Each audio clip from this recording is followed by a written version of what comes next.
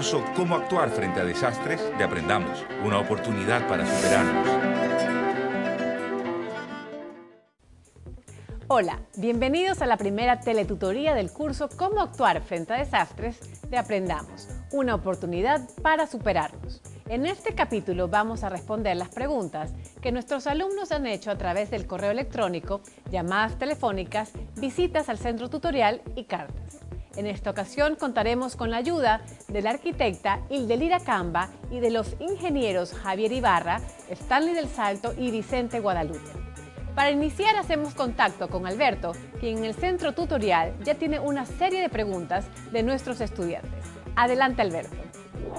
Hola Jimena, estoy aquí en el centro tutorial, muy contento de acompañar a nuestros estudiantes, que nos hacen preguntas semana a semana. Así que aquí nos ha llegado una nueva, que es de Ruth Domínguez, quien nos consulta desde Flor de Bastión. Adelante con la pregunta. Ingeniero, si en el mercado nos venden esas reglas con tantos huequitos, ¿por qué no podemos enchuflar la refrigeradora, la cocina y el equipo de sonido? Esta es la pregunta que nos hace doña Ruth. Un caso muy común en los hogares ecuatorianos. Veamos la respuesta, Jimena. Gracias, Alberto. Esa pregunta será respondida por el ingeniero eléctrico Vicente Guadalupe. Adelante, ingeniero. Correcto, en el mercado nos venden regletas. Yo digo regletas y regletas. Regletas como este tipo que no tienen pues ningún tipo de marca, ningún tipo de identificación que me digan de dónde vienen y qué es lo que hacen. Se nota que es una regleta de tomas, una extensión con toma, pero no dice cuánto aguanta y ni qué nomás puede conectarse. Acá tengo otra, totalmente diferente, de estructura totalmente aislante, también multitoma, pero que sí tiene una explicación en la parte posterior y una responsabilidad de algo que para mí es muy importante en el área de electricidad. Es el respaldo de una empresa mundial que le da garantía a la empresa que construyó esto de que esto hace su función, que está también especificada en la parte posterior. Estas regletas sirven en realidad para aumentar tomas. De las tomas normales que yo tengo de 2 servicios, la puedo pasar a 6, como están aquí. A veces la necesidad de tomas es porque tenemos más de 2 elementos que conectar y muy pocos tomas que utilizar. Y lo que hacemos es esto. Agregamos el multitoma o regleta y empezamos a conectar lo que necesitamos. Por ejemplo, un cargador de celular, un radio,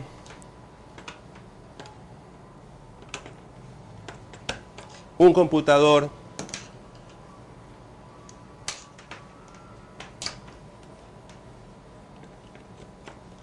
un cargador de pilas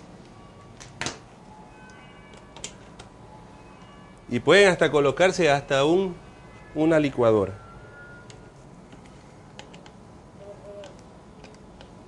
Al momento lo tengo conectado, pero debo saber que estos elementos que aumentan tomas tienen una capacidad y esa capacidad debe ser respetada porque están diseñados para eso. Aquí tenemos la regleta, hemos conectado algunos de los elementos que tenemos aquí.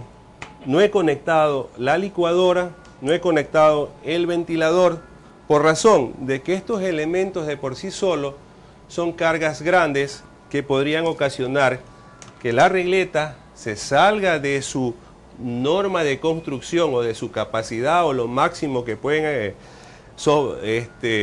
soportar y empiecen a dañar los equipos. No es conveniente tampoco conectar en una regleta de este tipo licuadoras, refrigeradoras, equipos de sonido. ¿Por qué? Porque estos equipos son de mayor capacidad de lo que la regleta soportaría. Y si a esta regleta le conectamos 2, 3 o 4 cosas más allá de su capacidad, lo que va a provocar es un daño, un recalentamiento que va a producir un cortocircuito y probablemente una posibilidad de incendio. Recuerde entonces, cuando vaya a comprar una regleta, lea las especificaciones del fabricante y adquiera una que sea de buena calidad, aunque cueste un poco más. Nunca sobrecargue la regleta. Así evitará cortocircuitos e incendios. Tener agua es tener vida. Pero no toda sirve para beber. Y la que sirve es cada vez más costoso obtenerla.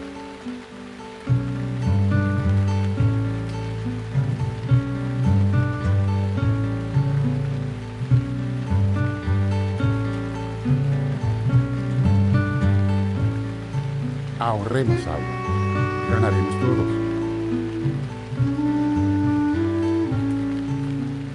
Solo hace falta un cambio de actitud.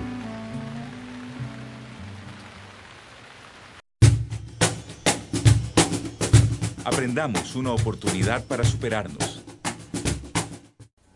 Una modalidad de trabajo que está dando muy buen resultado con nuestros estudiantes es la tutoría presencial. Es decir, un especialista se reúne con alumnos y responde sus preguntas o aclara sus dudas personalmente. Veamos lo que ocurre en esta reunión de trabajo en el CAMI de la 29 y Oriente, en que la arquitecta Hildelida Camba contesta preguntas de un grupo de señoras del sur de la ciudad. ¿En qué parte de la casa comenzaríamos nosotros a ubicar dónde está el daño y dónde es perfecto para poder corregirlo? Hay dos cosas que son muy peligrosas en una casa. Lo primero son las instalaciones eléctricas. Yo empezaría por ahí revisando todos mis tomacorrientes, todos mis interruptores y mi panel de breaker. ¿En qué condiciones está? Tenerlo bien ubicado y desprotegido, digamos, en el sentido de que no colocar ningún refrigerador o aparato delante del panel de breaker, porque muchas veces por tapar eso lo cubrimos. Y en el momento en que tengo un incendio o necesito yo cortar la energía, tengo que primero mover el aparato para poder encontrar el panel.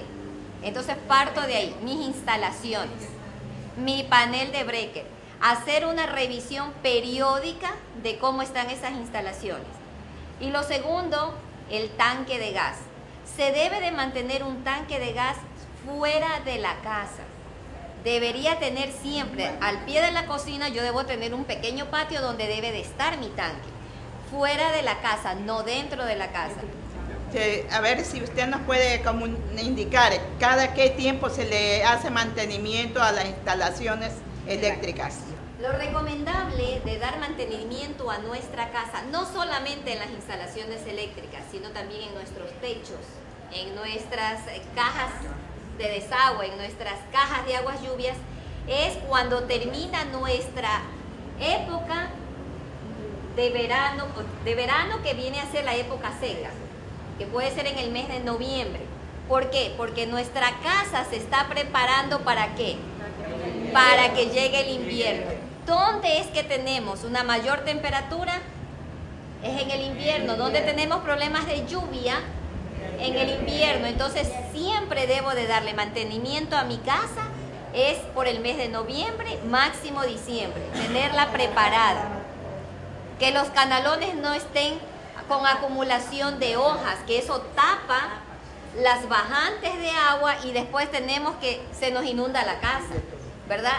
Nuestras alcantarillas. Entonces siempre en el mes de noviembre y diciembre darnos ese espacio cada año de hacer una revisión a nuestra vivienda.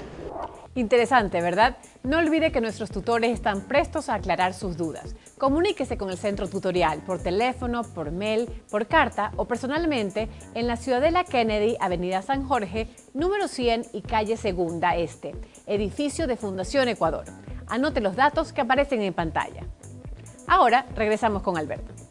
Jimena, y te comento que ya tenemos contacto directo con nuestra amiga Fiorella, que en este momento está en exteriores y nos va a hacer una pregunta muy interesante uno de los estudiantes.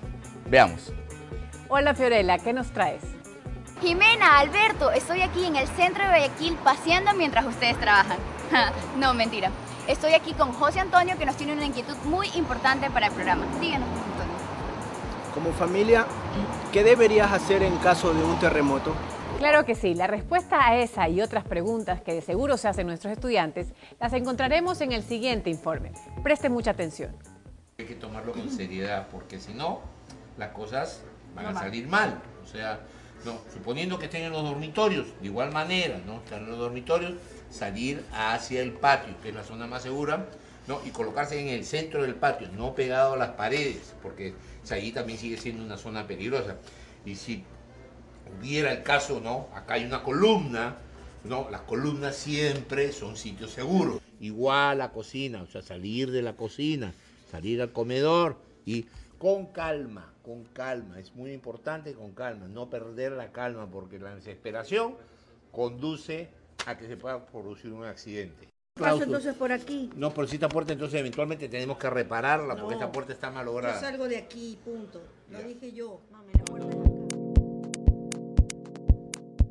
Es muy importante que la familia se reúna y haga un plan de emergencia, poniéndose de acuerdo en cómo salir de la casa hacia un lugar seguro.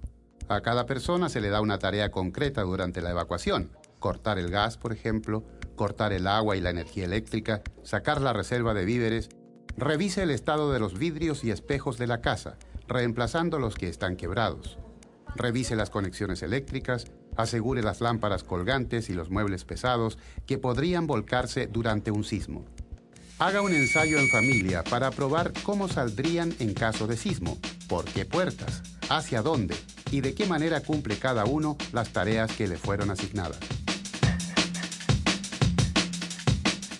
La experiencia aconseja tener una caja o maleta de supervivencia para que usted y su familia puedan enfrentar de mejor manera las primeras horas y días que siguen a un desastre.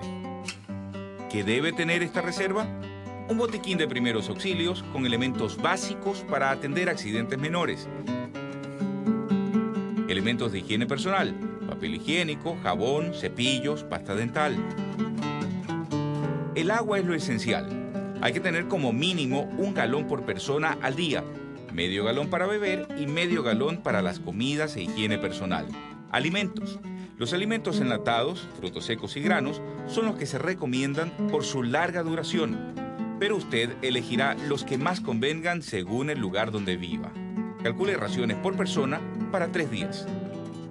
Será muy útil una radio a pilas para estar informados. También cobijas para el frío, un sobre con copias de los documentos personales, una linterna, fósforos y velas. Todo esto dentro de una maleta, caja o mochila, puesta en un lugar de fácil ubicación para llevarla en caso de que la familia deba abandonar su vivienda. Ya estamos de regreso aquí en el Centro Tutorial, donde nos llegan sus cartas y nosotros ayudamos a responderlas. En este caso nos ha llegado una de Enrique Sanabria, quien vive en la 41 y la L. Su pregunta dice así: la escuela de mi hijo está lejos de mi casa. Me aterra solo pensar que ocurra algún terremoto o temblor fuerte y yo no esté presente. ¿Qué hago si esto sucede?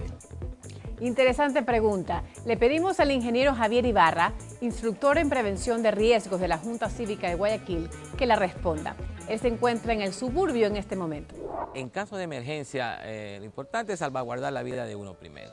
En la escuela, en el colegio, ya tienen también indicaciones y tienen su plan de emergencia establecido. Ellos saben qué es lo que hacer, cómo salvaguardar la vida de los niños, y lo mejor es tranquilizarse. Obviamente van a tener un punto de reunión ya antes establecido, que en caso de que suceda esto, cuál va a ser el lugar donde se van a encontrar.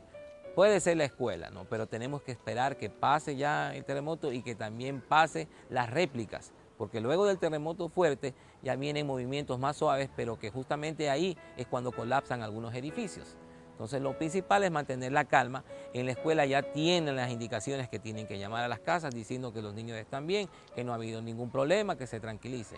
No trate usted de ir allá porque va a encontrarse con un tumulto también de gente, y ahí es cuando viene lo grave. Después del terremoto, gente que toca cables o lugares que están electrificados, entonces usted corre más peligro ahí.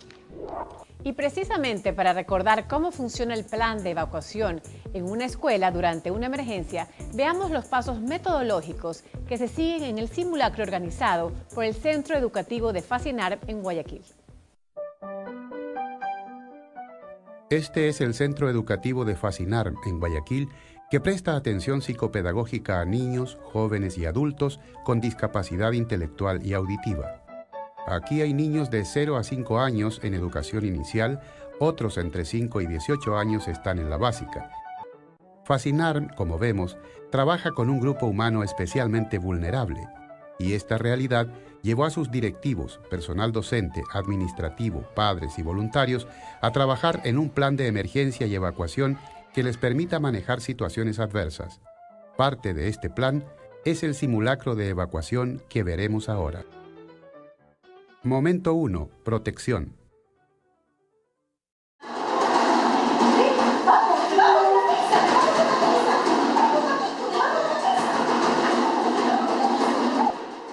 Los niños aprenden que durante un sismo deben agacharse, agarrarse y protegerse. Agacharse cubriéndose la nuca con las manos. Agarrarse de un objeto fuerte, por ejemplo una mesa sólida. Protegerse, alejándose de los objetos que le pueden caer encima. Momento 2. Evacuación.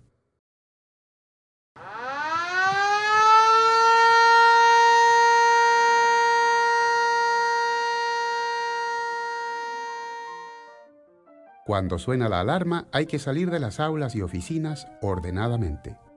Cada aula tiene un líder y un sublíder que guían a los alumnos al área de seguridad. El líder encabeza la fila, le siguen las personas con baja movilidad y luego el resto. El responsable de cada zona de seguridad conoce la cantidad de personas que hay en su área, y esto permite darse cuenta si alguien se quedó atrapado o herido.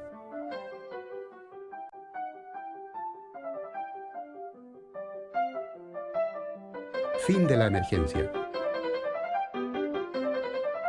Chicos, no hay ninguna novedad, nos podemos retirar en orden a las clases. Sigan. Por favor, en el mismo orden en que salieron.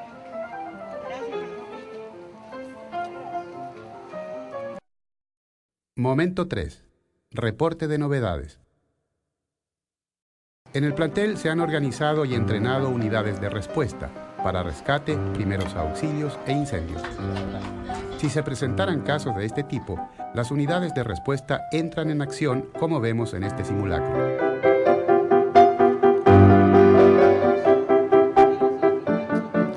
En todos los casos, las personas afectadas son llevadas a un punto donde pueden ser recogidas por la ambulancia y conducidas a un centro hospitalario. Tanto de los educandos como educadores, directivos de la escuela ha habido la buena predisposición que debe haber en todos los centros educativos para implementar un sistema de evacuación. Hay 3 fases. La primera, que es la preparación, que es la prevención. Hemos hecho todo lo que es la señalética, las vías de evacuación, las zonas de seguridad, cómo vamos a salir, qué es lo que tenemos que tener en un botiquín de primeros auxilios, qué es lo que tenemos que tener en un botiquín de sobrevivencia, que lo tienen en cada aula. En la fase durante, cuando sucede el evento, cómo nos vamos a proteger. Y después, que es la evacuación en general. En lo que se refiere a la evacuación puede ser por 2 sistemas, ¿no? El uno, que es una sirena, y el otro, que puede ser un pito. ¿Por qué el pito? Porque en el momento del evento adverso es muy probable que la energía eléctrica se corte. Si se suscitara una novedad con una madre de familia que en este caso están comiendo en el bar y si le da un paro respiratorio, porque muchas personas pues se asustan con el sismo, se asustan con la sirena, le da un paro respiratorio, o un alumno esté jugando y se cayó y sufre una fractura, entonces va a reportar eso. Ahí entran en acción las brigadas ya constituidas en la primera fase, que es la prevención. En la prevención se constituyen brigadas de primeros auxilios, rescate y control de incendios. Entonces esas brigadas con sus respectivos equipos y con una preparación mucho más allá de una evacuación, ellos son los que van a entrar en dar respuesta a una atención prehospitalaria a las personas que lo necesiten. Una respuesta primaria. Quien da la respuesta profesional ya son las entidades de socorro, como en este caso Bomberos, su rescate, y Cruz Roja con los primeros auxilios y otras entidades que entrarían ya en acción, pero profesionalmente.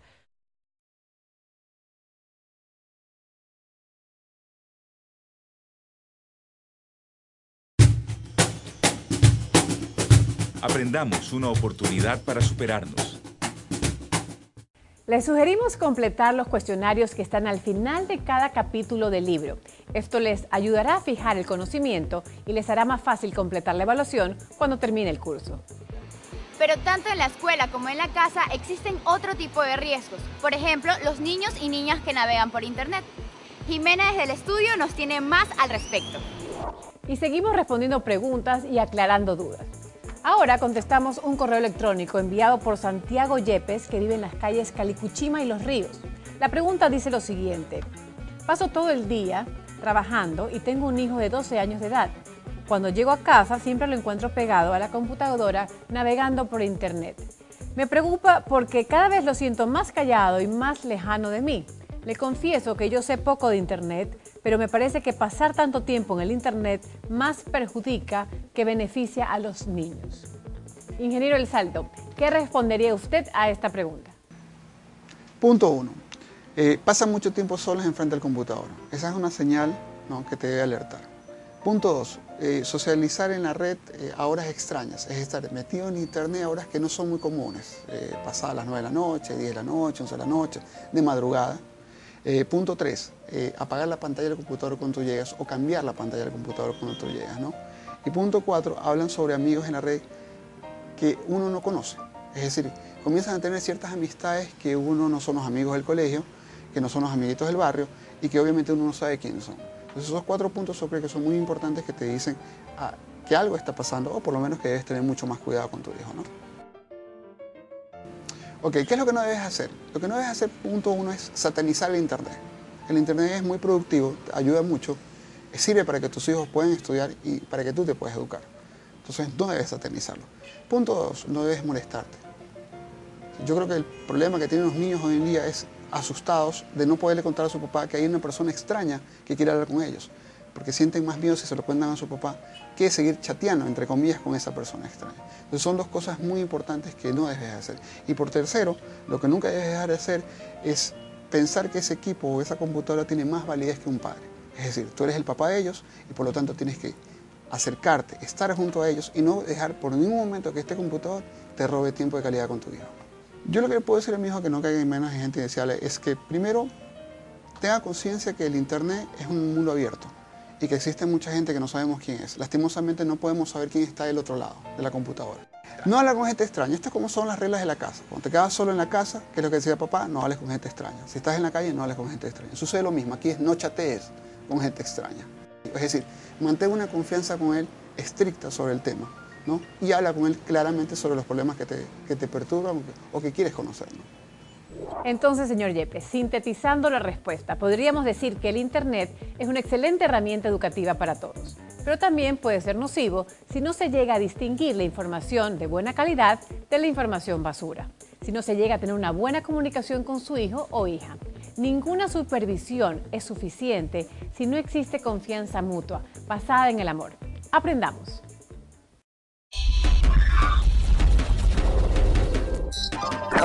¿Cuál es su emergencia? Por favor, necesito una ambulancia urgente. Es un accidente de tráfico. Un motociclista fue impactado por un carro. Pedí auxilio al 112 y en 8 minutos llegó la ambulancia del cuerpo de bomberos. Un solo número para sus emergencias. 112 desde convencional y asterisco 112 desde celular. Corporación para la Seguridad Ciudadana de Guayaquil. Una corporación municipal. Todos juntos por la seguridad.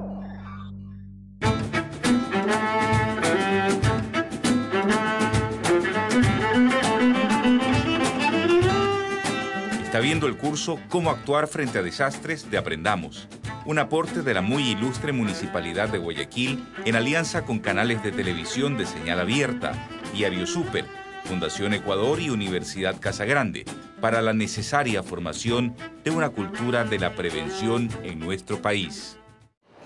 Regresamos al centro de Guayaquil y me encuentro con mi amigo Ernesto, que nos tiene una importante consulta. Cuéntanos, Ernesto. Fiorella, preciosa, hay algo que no me queda claro. ¿El calentamiento global y el efecto invernadero son lo mismo? Fiorella, esa pregunta encontrará respuesta en la siguiente nota. Veamos.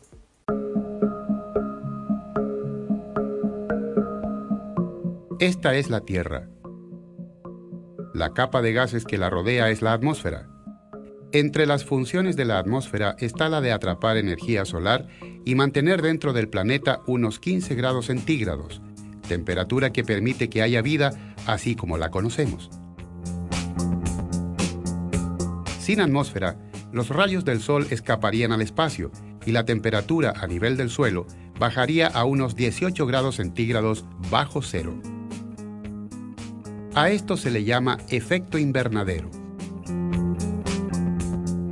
Los gases que retienen calor y producen el efecto invernadero son el dióxido de carbono, óxidos de nitrógeno, el metano, el ozono, el vapor de agua, entre otros. En una proporción equilibrada, los gases de efecto invernadero cumplen un papel muy importante, pero si aumentan sin equilibrio, retienen más energía solar de la que hace falta y la temperatura de todo el planeta se eleva con resultados desastrosos.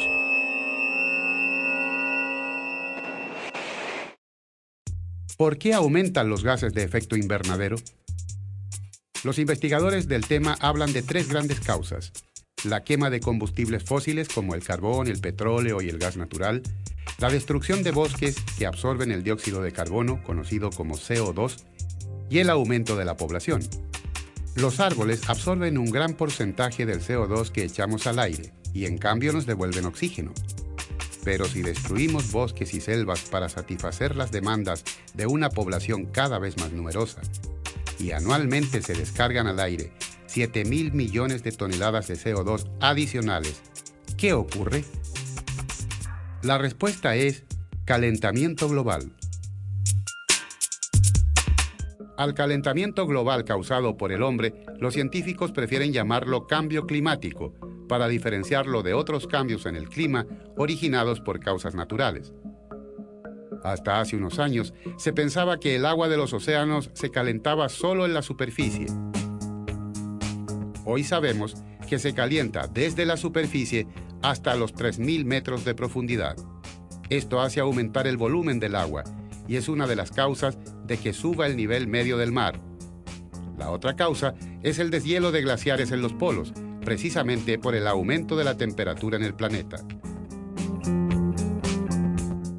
Efectos del cambio climático en el Ecuador.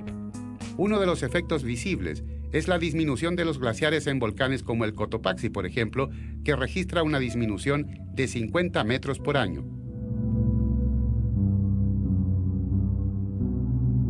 En el borde costero se han visto aguajes más intensos y más frecuentes. También la inundación de islas como la de Jambelí y Muisne. La primera teletutoría llegó a su fin. Agradecemos a todos los profesionales que respondieron las preguntas de nuestros alumnos, pero también a los alumnos y alumnas que hicieron preguntas. Síganlo haciendo, es una buena forma de entender mejor los temas del curso. Nos despedimos, por supuesto, de Alberto y de Fiorella y Aprendamos, que es una iniciativa de la muy ilustre Municipalidad de Guayaquil en alianza con los canales de televisión abierta, Diario Súper, Fundación Ecuador, con el aval de la Universidad Casa Grande. Gracias por acompañarnos y hasta el próximo programa.